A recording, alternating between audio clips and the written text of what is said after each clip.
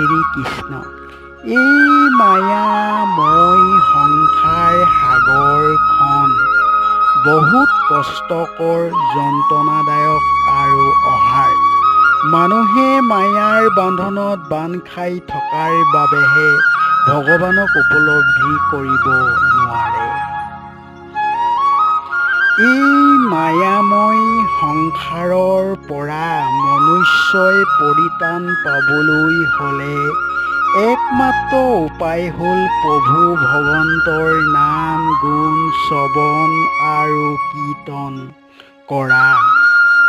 কলি যুগৰ মনুষ্যই সংসাৰ পৰা মুক্তি পাবলৈ হ'লে একান্ত ভক্তিৰে ভগৱন্তক সেৱা কৰিব লাগিব আৰু সকলোবোৰ ভগৱন্তৰ ওপৰত সদায় আত্মসমৰ্পণ কৰিব লাগিব।